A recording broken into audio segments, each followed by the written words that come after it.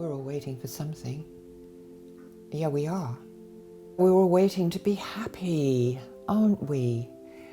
We're all waiting to find the love of our life. We're all waiting to go on holiday to some glorious island where it's all warm and I just want to be happy is what we say. I'm just waiting. And then in the end, me personally, I'm just waiting to be fearless. That's what I'm waiting for. Yeah, waiting is an interesting thing. It's a space in which you change your mindset for a lot of things. It's not just a passive experience waiting. It's where you have to change your mindset for what you are doing, because you're waiting to do something, and that something can be something very pleasurable, or it can be something that is not so pleasurable, or something that you just have to do. It's the break before the mindset. It's where you change your mindset and decide you're going to do something. And it's actually a very active process. Waiting is not a passive process. I'm waiting for a reply for the Home Office, hopefully with permission to stay in the UK so that I can move on with my life, get back to work.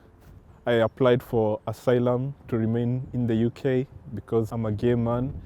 To be able to live openly and freely. Back in Kenya, homosexuality is illegal with a prison sentence of 14 years.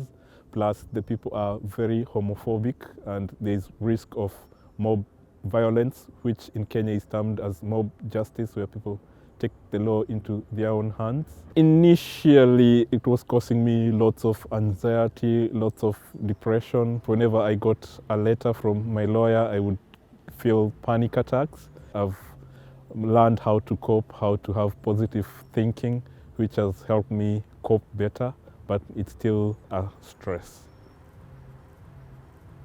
I guess something I've been waiting for, I now have, which is my baby boy, who's 4 months old. It took us 7 years to get pregnant, and £70,000.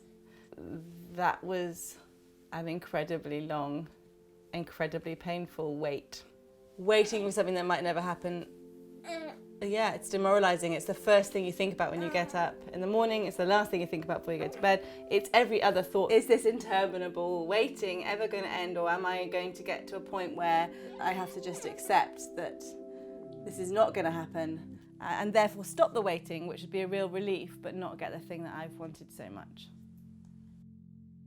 At the moment, I am waiting for my children to come home. I am taking steps towards creating a stable environment for them to come back, and for the courts and social services to see that I am not a bad mother. I'm just a mother who needed support with housing, with therapy. I just needed that support, and I'm just waiting for me and my children to be given a chance to be together, to be reunited again. I'm waiting for that one gig that stops me having to work in call centres. I can start doing drag full time, pay the bills of it. Something that kind of makes me feel that all the money I've spent and all the time that I've spent and invested hasn't been in vain. Something that makes me feel a lot like I'm living. In this day and age, with so many apps, you can speak to people at the click of a button. You can order food, clothing, any type of shopping. You don't have to wait for anything anymore, it's there. So when you have hopes and dreams and aspirations, I think you're right to have to wait, because it is something you've earned. There's a need for the culture we have now. Learn about earning things and not having them because you're on this planet. That's not how life works. And sometimes you do have to wait for good things in life. I'm waiting to get the all clear on an operation I had about 3 weeks ago. I collapsed and I had a heart pacemaker fitted. I've got to wait 6 weeks, and then they'll do a check and make sure everything's in position. I shall carry on enjoying life as much as I can, however long the battery lasts, How long is your battery going to last? 10 years. Oh, I bet your personal battery. I guess I'm waiting for the next thing. I've had a lot of careers in my life, and I've been running 2 careers at once for at least 40 years. I'm slowing down physically now, and I'd like to quieten down, but I don't know what's next. And I don't think I'll know what's next until I actually quieten down and stop doing a few things. But that I find terrifying. There's always been the next thing that I really want to seize on. And this time I'm thinking, actually, I'm not sure what's next. I know there's something, but I'm not sure what's next. And so the waiting for me is painful. Back in the beginning of November, our cat, who hadn't been very well, left the house and hasn't returned. That set up feelings of bereavement for both myself and my partner.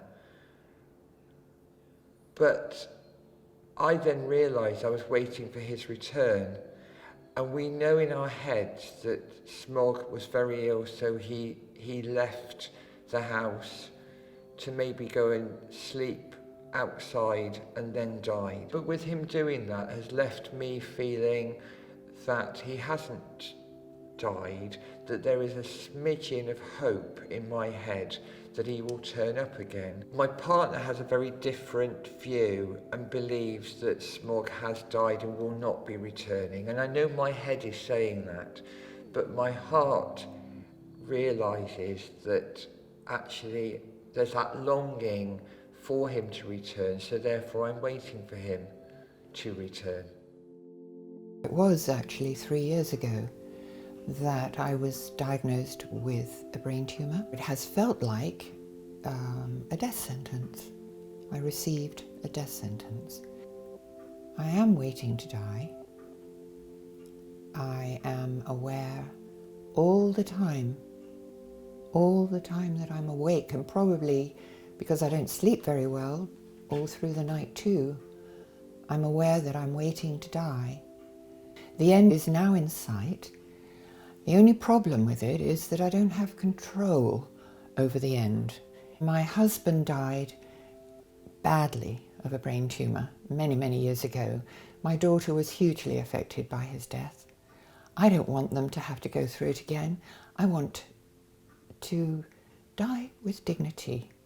I'm waiting on one level as a priest for the establishment of the kingdom of God, and I know that I have a responsibility within that, and that the church has a responsibility within that, and humanity has a responsibility within that, to lay aside those things which block people from being whole, which block communities from being reconciled, which block nations from coming to a state of peace with each other. And I think what I'm waiting for is the day when humanity can fully embrace itself as one family. Oh, I'm waiting for some money. Second cousin of mine, who I didn't know, died without leaving a will, and some solicitors found me, and then found some more people, and possibly have found some more people. And this has been going on for 18 months, which will be great because I'll have some money I wasn't expecting, but I don't know how much it's going to be, and I don't know how much longer I'm going to be waiting for it.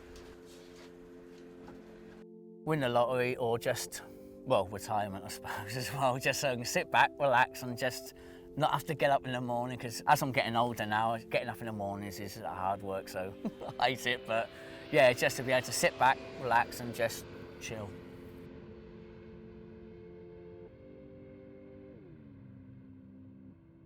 He's waiting for a new wife. If you wanted to look for a new wife, make sure she likes planes. That's the only thing.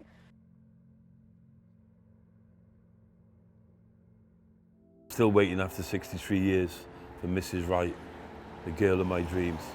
63 years and 9 months. So I'm still waiting. And I still haven't found what I'm looking for.